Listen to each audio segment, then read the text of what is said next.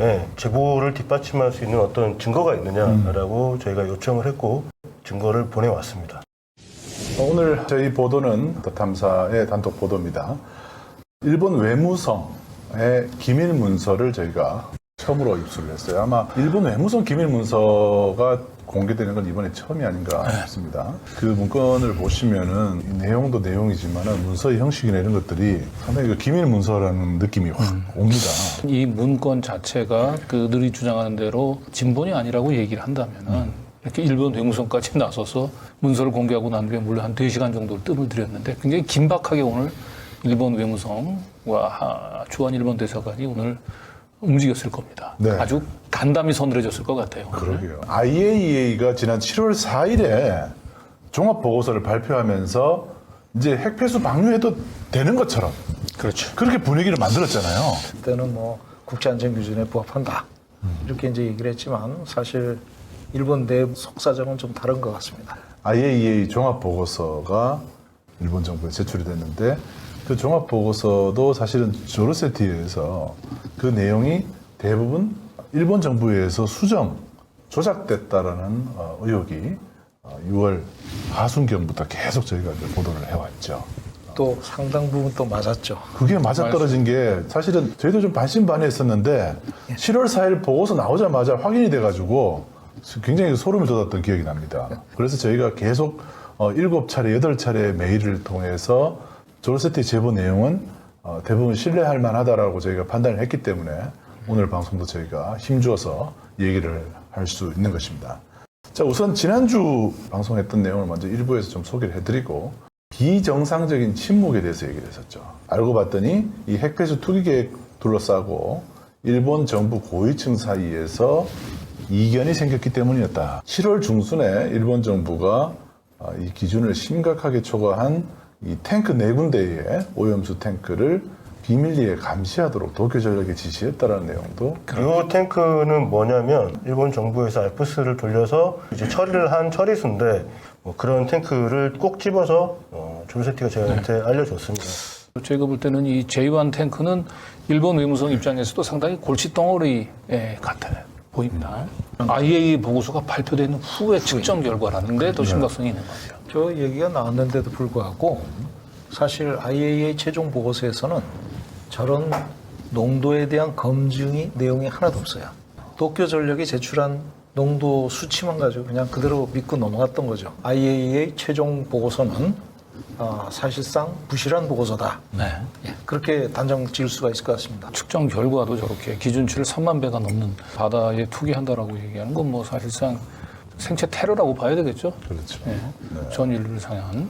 그래서 기시다 총리가 이 때문에 8월 중순으로 예정된 투기 계획의 실행을 망설였습니다. 사실은 저 폐수를 지금 투기하기가 좀 준비가 안 돼 있는 것 같아요. 네. 내부적으로. 어떻게 처분할 것인가 하는 문제를 해양 방류가 34억 엔이라고 가장 싸다라고 평가를 했거든요. 그런데 그 34억 엔이라는 건 바다에 투기하는 비용을 얘기하는 거예요. 그걸 감수하는 이유가 앞으로 30년 동안 언제든지 그냥 갖다 버릴 수가 있다. 이런 방법을 고민할 거라고 저는 항상 생각을 했거든요.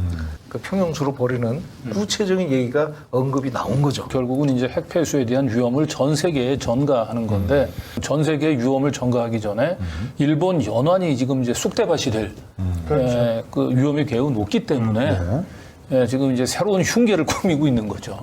오히려 지금 일본 정부는 선박 평수를 의도적으로 이용하겠다라는 계획을 내세워서 사실 경악하게 만들었던 거죠. 네. 이거는 우리가 예상을 했던 내용이에요. 폐용수가 그 일본 바다 앞바다에 오염된 물질들을 다 전 세계로 퍼뜨릴 거다라고 했던 건데 이건 오히려 역이용해서 우리가 아예 대놓고 이렇게 하겠다. 정확한 사실이고 진실이다 그러면 이거는 국제적인 범죄 행위.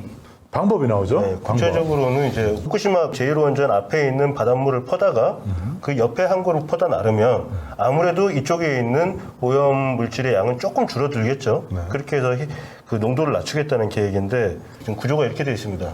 그러니까 저 앞에 대기하고 있다가 오염수가 나오면 그걸 이제 빨아당겨서 딴 데로 이송을 하겠다고 합니다. 이송하는 데는 후쿠시마 제1핵발전소가 중간에 있고요. 오른쪽 그림에.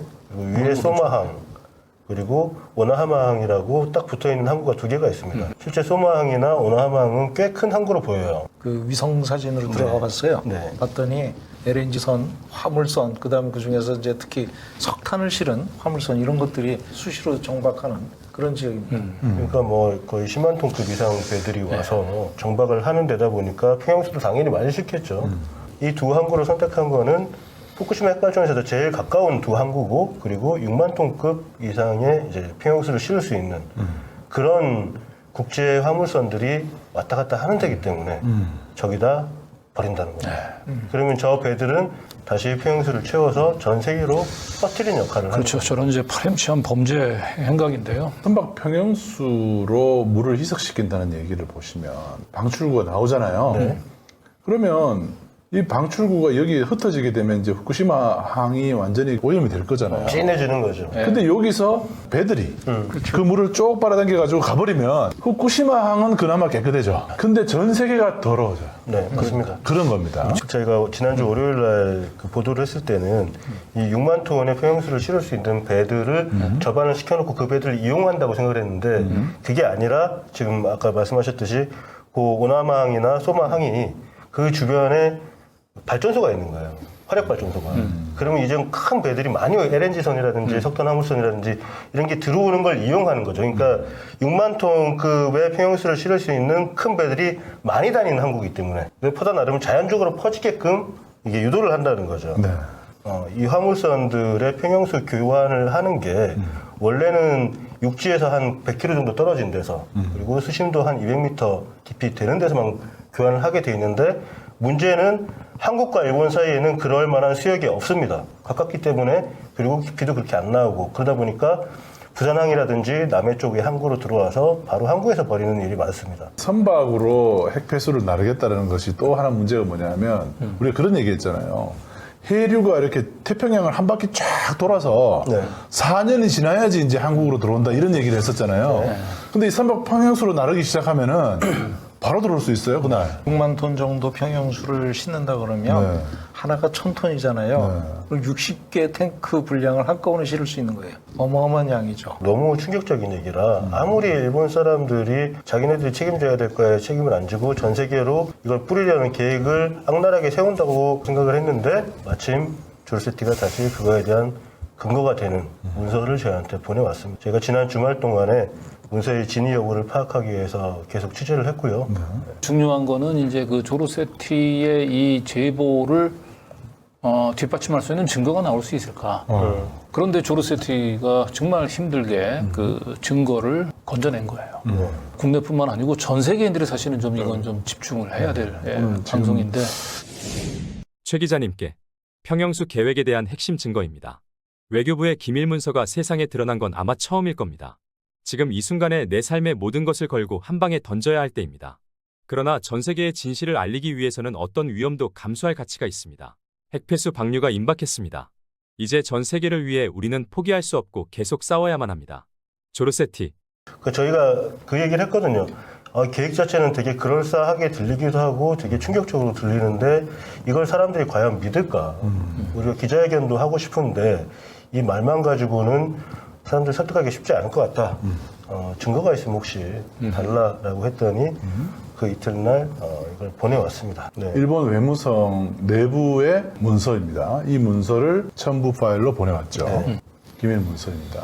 일본 외무성 비밀 문서가 이렇게 그 대외적으로 공개된 것은 아마도 일본 외무성 개성 이래 일본 정부가 만들어진 일이 아마 최초가 아닐까 싶습니다. 사실 이제 저희가 이 문서의 진위 여부를 확인하기 위해서 이 문서를 확보된 날부터 계속 이제 전직 외교관들로부터 그리고 일본에 대한 전문가분들 물론 이제 가장 먼저 박사님한테 먼저 보여드렸는데요. 구체적으로 들어가 있고 간략하게 내용이 들어가 있으면서 사전에 어떤 교감이 있는 상태에서 저것이 분명한 어떤 지시로 남기는 그런 문서로 딱 느꼈습니다. 네, 먼저 시청자 여러분들께서는 저 한 장짜리 문서에 과연 뭐 얼마나 대단한 내용들이 들어가 있길래 저 덧탐사가 저렇게 뜸을 들이나 생각하실 텐데요. 정말 몇 줄 안 되는 저 내용이긴 하지만 저게 어마어마한 내용들이 들어가 있습니다. 네, 진짜인지 여부를 확인하기 위해서는 문서의 형식이 과연 일본 외무성, 일본 정부가 쓰는 문서 형식인가부터 해서 여기 나와 있는 여러 이제 기호들이 있잖아요. 뭐 문서 번호라든지 사람 이름이라든지 이런 게 나오는데 이런 것들이 진짜가 맞는지 이런 것들을 하나하나 형식적인 면에서 우선 좀 살펴보도록 하겠습니다. 요 맨 위에 보면 전신이라고 써 있어요. 팩스죠. 네. 일본은 이메일이나 이런 거보다도 제일 많이 쓰는 게 팩스를 가장 많이 쓰고 있고 보통 일반 가정용 팩스라고 생각하시면 안 되고요. 뭐 우리 외교부도 마찬가지지만 이렇게 본부에서 제외 공간에다가 이제 공문을 보낼 때는 두 가지 외교 행랑을 이용을 하거나 이렇게 전신을 이용을 팩스를 이용을 하는데 이 팩스는 암호기가 있습니다. 문서를 보내게 되면 자동적으로 발신하는 순간 이제 암호가 걸려서 제외 공간으로 가고 제외 공간에는 또 암호 해독기가 있어서 이제 암호를 이렇게 풀어요. 인코딩, 디코딩 거죠. 네. 중간에서 하이제킹 당하더라도 내용을 알 수가 없게. 그렇군요. 오른쪽에 보면 취급주의라는 글씨가 또 크게 보여요. 취급주의. 전직. 외교부 동북아과에서 아주 오랫동안 근무하셨던 이제 베테랑 외교관을 통해서 어떤 의미인지 한번 물어봤거든요. 정확하게 그러면 찝어주셨는데 일본의 이제 공문서 그 비밀 분류 체계는 3단계로 되어 있답니다. 극비, 탑 시크리트 문서, 극비. 그다음에 비, 비밀. 예, 그다음에가 취급주의. 이렇게 나뉜다고 합니다. 이게 이제 우리말로 하면 대외비 정도. 그러니까 이제 국내 외교부 같은 경우는 이제 공문서 비밀 분류는 우리는 3단계가 아니라 4단계라고 합니다. 그래서 1급 비밀 문서, 2급 비밀 문서, 3급 비밀 문서 그 밑에가 대외비라고 얘기합니다. 일본에서 구하는 이 취급주의라고 하는 문서는 이제 우리 외교부로 치면 3급 비밀과 대외비 중간 정도, 네, 그 정도에 해당되는 문서로 보면 된다. 자, 그리고 요 위에 보면 보존 기간이라고 표시되어 있죠. 레와 8년 12월 31일까지 되어 있습니다. 2026년이 되죠. 12월 31일까지로 보존 연한이 약 대략 한 3년 정도거든요. 네. 3년 정도면은 우리로 치면 대외비로 분류되는 문건으로 이제 보면 된다고 합니다. 그러니까 보존 기간이 그렇게 길지는 않은 문서예요. 네. 그러면 이 문서가 언제 작성됐느냐라는 날짜가 여기 나옵니다. 2023년 7월 28일이라는 의미입니다. 맨 위에 적혀 있습니다. 그리고 뭐 주간 이런 표시가 있고 밑에 아북 1이라고 되어 있죠. 아북 1. 일본 외무성에 동북아 1과라는 데가 있더라고요. 여기가 바로 한국 담당하는 부서예요. 우리 외교부에도 동북아 1과, 2과가 있죠. 네. 동북아 1과는 이제 아마 일본, 2과가 중국 이렇게 되죠. 네. 여기 좀 더 확대해서 보니까 본성발 돼 있죠. 그리고 본성이라고는 이제 외무성 얘기하는 외무성 거죠. 얘기하는 외무성 거죠. 본부. 한국착이라는 것은 바로 일본 외무성에서 한국으로 보내는 주한 일본 대사관을 의미한다는 것이죠. 그리고 여기 이제 외무대신이라고 나와 있는 부분은 바로 하야시 요시마사 외무성 장관을 얘기하는 겁니다. 네. 누가 보냈는지에 대해서 내용이 나오고 누가 받았는지는 그 다음 요 옆에 있습니다. 아이보시 고이치 일본 대사. 네. 그러니까 일본 외무성이 하야시 외무대신의 이름으로 주한 일본 대사, 아이보시 고이치 대사한테 보낸 문서다. 네. 혹시 이게 뭔가 싶었더니 상성이에요. 서로 상자에 별성자에서 상성, 아이보시. 그다음에 여기 효일, 고이치. 큰 대자에 대사관 할 때 대사. 자, 그다음에 여기 이제 문서 번호가 2238호 취급주의 문서라고 나옵니다. 일본 외무성 문서 번호로 지금 추정이 되고 있습니다. 네. 그래서 만약에 이게 유조된 문서라고 얘기를 한다면 사실 저 문서 번호를 저렇게 선명하게 쓸 이유가 없죠. 이것도 하나 좀 주의 깊게 보셔야 될 것 같은데 이게 7월 8일에 IAEA 보고서 발표 나흘 뒤에 도쿄전력이 핵배수 저장 탱크에서 방사능 농도를 측정했던 날짜로 지금 적혀 있습니다. 조로세티는 이제 저희 최초 이제 그 제보 메일에서는 7월 중순경에 그 오염도를 측정을 했다라고 얘기를 했는데 요 공문서에 정확한 날짜가 특정이 돼 있어요. 7월 8일 날 측정을 했고 측정할 거. 분석을 해서 이제 나온 데이터는 7월 중순경에 나왔을 가능성이 있습니다. 아마 이 문서를 보시면은 제일 큰 글씨가 바로 이 사선으로 표시되어 있는 외무아북 275 741 이게 뭔가 그게 제일 궁금하실 것 같은데요. 이게 아마 외무아북 외무성의 동부가 일과에서 작성한 문서고 아마 275 741은 아마 위변조 방지용 어떤 문서 숫자 코드인 것 같아요. 결국은 이제 이 문서가 유출됐을 때 어디서 이 문서가 그 유출됐는지 저 번호가 붙은 문서는 유일하게 저거 하나일 거예요, 우리한테 보내. 그리고 내부적으로는 이제 문서관리대장에는 기록이 되겠죠. 저게. 아무튼 이 275 741을 보면 외무성 사람들만 알 수 있는 어떤 고유 그 코드인 것 같습니다. 네. 그리고 이 하단에 보면 외무성이라고 작게 써 있고요. 001/001이라고 표시되어 있어서 이게 1페이지짜리라는 한 페이지짜리. 조금 전에 동부가 일과라는 걸 보셨잖아요. 그래서 일본 외무성 웹사이트에 들어가서 조직 구성도를 살펴봤습니다. 아시아 대양주국이라는 국이 있고요. 그 밑에 이제 과가 있는데 동부가 일과가 한국이고요. 동부가 이과가 북조선, 북한입니다. 동부가 일과가 이제 일본식으로 줄여서 아북1. 아북이 이렇게 쓰는 걸로 보입니다. 그래서 지금 이제 아이보시 고이치라는 사람을 저희가 아까 얘기를 했었죠. 그 사람이 누구냐면 바로 이 화면에서 보이는 아이보시 고이치 대사한테 굉장히 중요한 문서를 보냈습니다. 취급주의, 우리가 지금 대외비 문건을 보낸 건데요. 자, 문서 내용을 한번 보죠. 문서 제목이요. 알프스 처리수에 대한 내용입니다. 베러스트 수, 선박 평형수죠. 그러면서 이제 첫 번째 문장이 이렇습니다.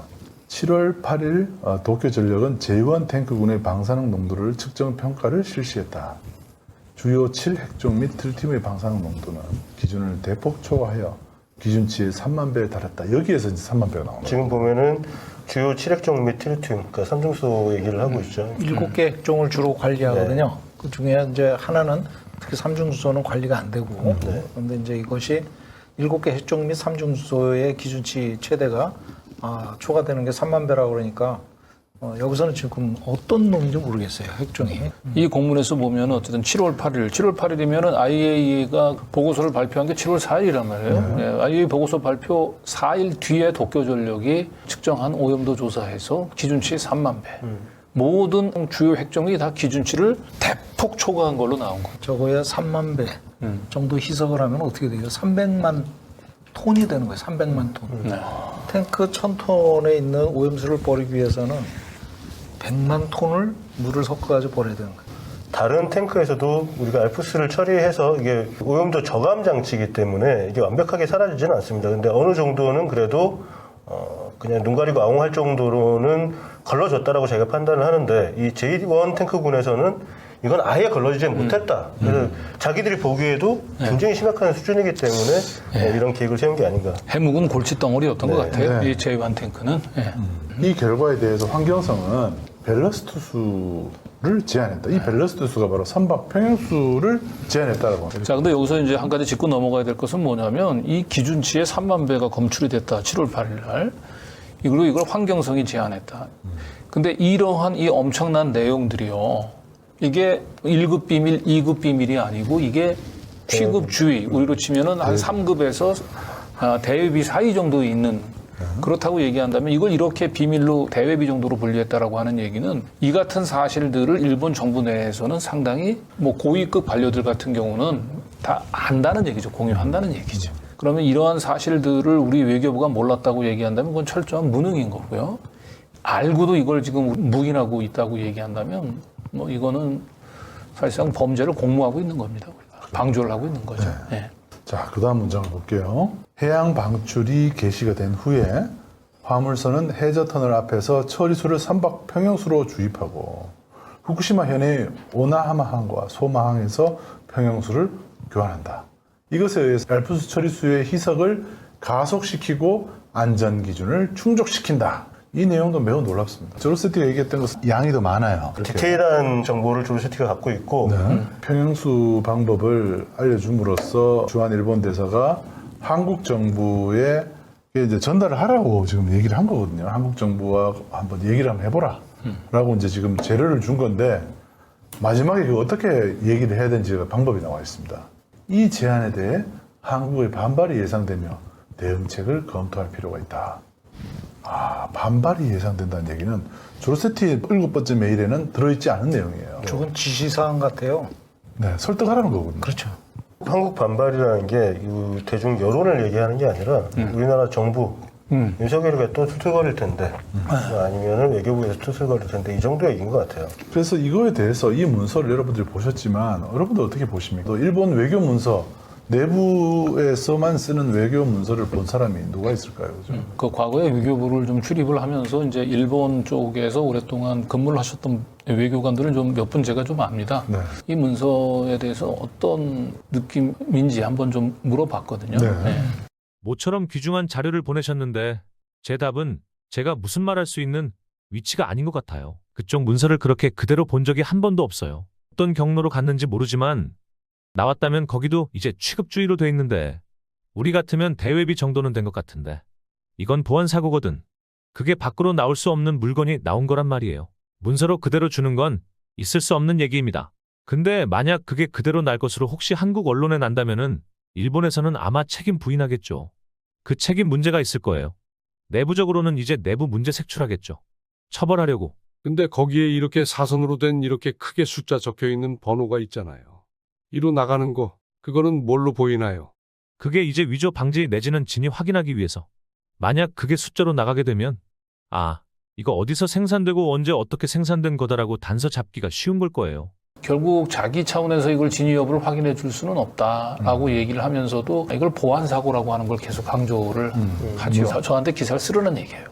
그래서 기사를 쓰면 일본 외무성에서 아마도 확인은 해주지는 않겠지만 내부적으로는 아주 벌집 쑤신 듯 아주 발칵 뒤집을 것 같다. 색출할 것이다. 어마어마하게 큰일이 벌어질 것 같다. 네, 이런 얘기를. 제가 그 이후로 한 2번 정도 다시 메일을 보내서 우리가 지금 어떻게 진행을 하고 있다, 진위 여부를 확인하고 있고, 좀 이따 말씀드리겠지만 저희가 내일 광복절을 맞이해서 정오에 기자회견을 합니다. 이 내용으로. 조세티 신원에 이상이 없었으면 좋겠고 너무 감사드립니다. 조세티는 이 그 제보를 하면서 설령 이제 자신이 오픈될 수도 있겠지만 이 부분은 반드시 자기가 세상에 알려야 된다. 전 세계에 알려줘야 된다는 거 이제 강조를 했습니다. 특히 그러면 주한 일본 대사관은 이 문서가 진짜라면 갖고 있을 거 아니에요. 그렇죠. 갖고 있어야 됩니다. 네. 그리고 이 문서를 우리가 보여줬을 때 맞다 아니다 얘기할 수 있어야 돼요. 그렇습니다. 그래서 우리가 어떻게 생각을 했냐면 이 문서를 주한 일본 대사관에 들고 가보자. 네, 저는 지금 주한 일본 대사관에 나와 있습니다. 항상 주한 일본 대사관에서 저희에게 그다지 협조적이진 않았기 때문에 오늘도 이 문서를 전달할 수 있을지는 미지수인데요. 문서 택배를 한번 시도해 보겠습니다. 네, 시민들은 더 그때 오셨었잖아요. 아니, 근데 예전에 말씀드린 게 서류는 저희가 직접 안 받고 우편으로 보내주면 받는다고. 아니요, 제가 직접 배달까지 온 겁니다. 무조건 우편으로 붙이셔야 된다고. 워낙에 급한 건이기 때문에 제가 직접 배달을 온 거예요. 급하더라도 저희가 규칙이기 때문에. 이게 안 되더라도 최소 전달을 해주실 수 있죠. 아니, 저희는 못 받아요. 왜 못 받으세요? 못 받아요. 지금 문서를 안 받겠다는 것도 참 고약한데요. 문서를 받으면 되는데 그걸 또 안 받겠다고 얘기하는 것도 안 볼란다 이거죠. 규정을 정확하게 지킬 거면 오염수를 버리지 말아야죠. 저거 우리도 갖고 있으니까 안 받겠다 이 소리 아니에요? 아 그런 것도 의미가 있네. 그 안에 뭐 들은지 안다. 이미 갖고 있다 우리는. 다행히 언론 담당관하고 연결이 됐어요. 이메일로 먼저 이제 일본 대사관 쪽에 공문을 보내고 이미 공문을 먼저 보냈어요. 보내고 그걸 이제 확인을 해보라고 하면서 이제 전화한 거죠. 제가 인포 그 메일로 지금 이제 그 공문을 하나 지금 보내드렸어요. 혹시 그 지금 열어보실 수 있습니까?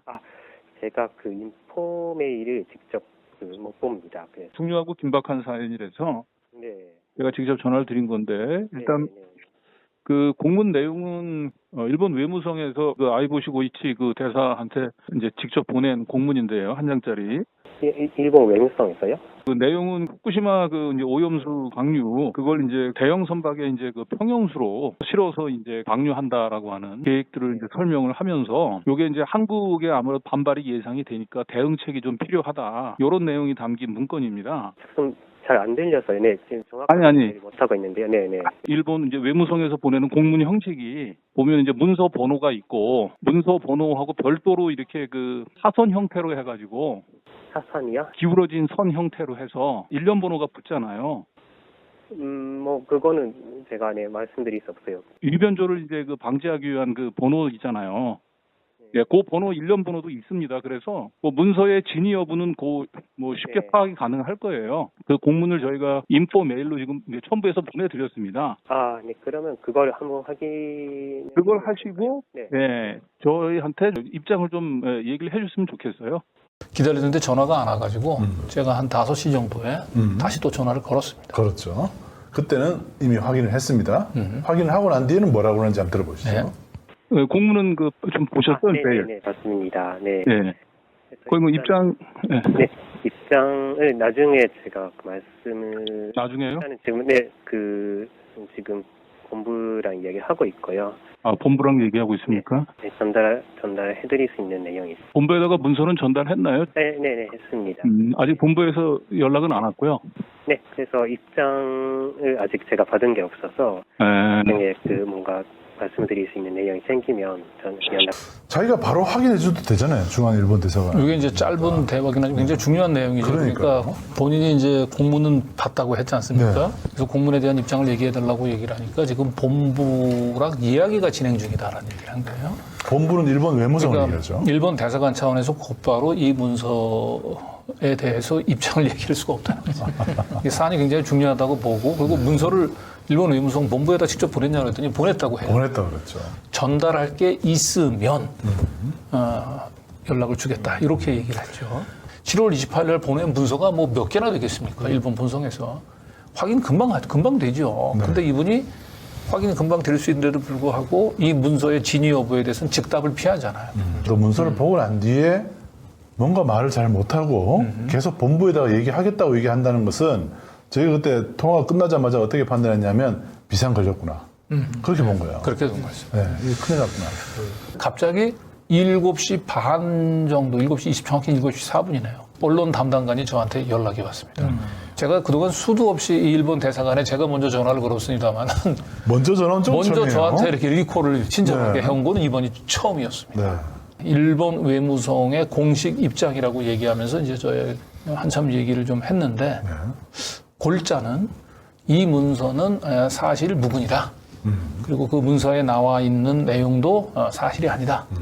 허위 문서다. 한마디로 이제 이런 내용을 전해왔어요. 네. 그럼 허위라고 얘기하려면 어떠한 근거로 이걸 허위 문서로 판단을 했는지 또 허위 문서라고 봤다고 얘기한다면은 왜 그 즉각적으로 저한테 확인을 해주지 않았는지 부분 의문점을 계속해서 물어봤는데 단 한 가지도 납득할 만한 해명을 하지 못했어요. 자, 이거에 대해서 이제 의문점들이 있습니다. 한 10가지 정도 추려봤어요. 네. 처음부터 보죠.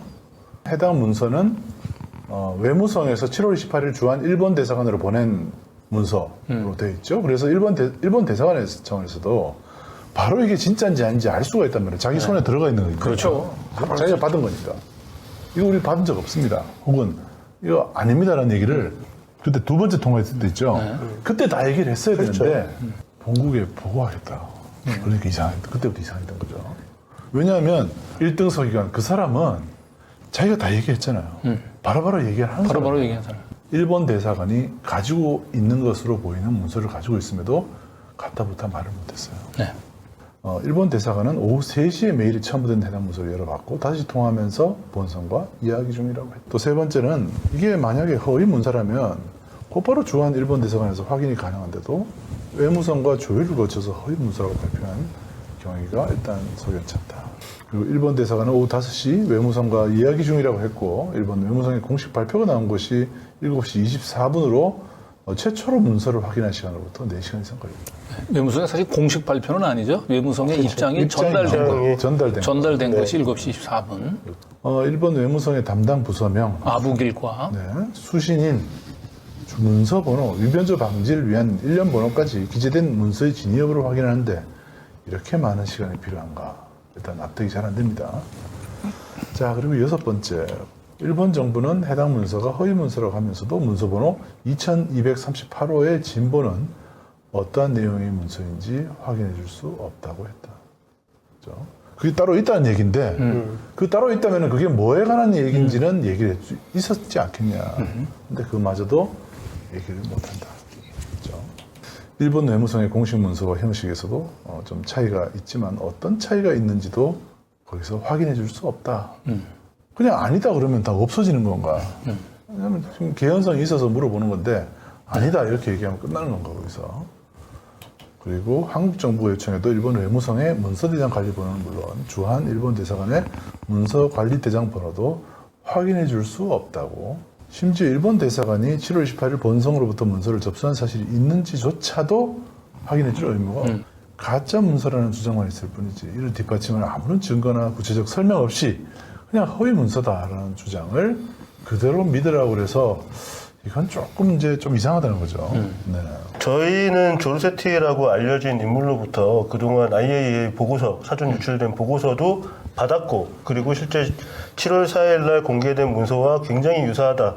저희가 갖고 있는 이 증거는 조르세티한테 직접 받은 증거고 사진으로 받은 이미지이기 때문에 저희는 충분한 근거를 갖고 의문을 제기를 하고 있는 겁니다. 그러면 일본 정부는 여기에 대해서 책임감을 갖고 사실 여부를 확인해줘야 되는 겁니다. 이거 어마어마한 지금 끔찍한 계획을 세우고 있는 거잖아요. 이 납득이 안 가는 거죠. 대한민국 국민을 지금 설득을 해야 되는데. 근데 결과적으로 사실은 뭐 저희한테 해준 얘기는 그 허위 문서다, 가짜 문서다라고 하는 거 사실 뭐 그거 뭐 이상도 이하도 아니에요. 가짜인데 왜 가짜인지 말을 못 해줘. 그거를 그 한마디를 하려고 4시간이나 걸린다는 게 말이나 됩니까? 이 문서를 보면. 여러분도 보셨겠지만 저희가 지금 일본 외무성의 저 정도 해명을 가지고 그럼요.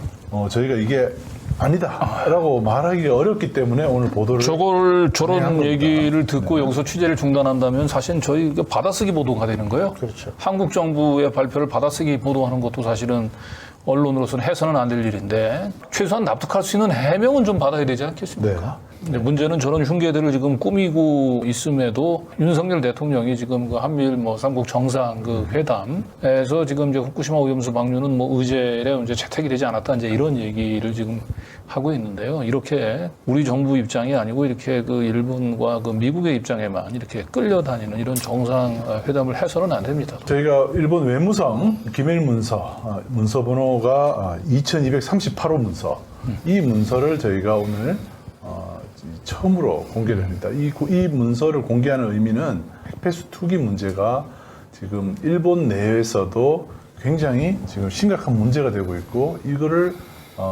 이 투기 시점을 방류 시점을 제대로 지금 정하지 못해서 전전긍긍하고 있는 일본 정부의 속내를 엿볼 수 있는 바로 그 중요한 문서입니다. 8월 18일 한미일 정상회담 때 우리 윤 대통령이 일본 기시다 총리한테 물어봐야 돼요. 전에 기준치 초과하면은 방류 안 한다고 하셨죠?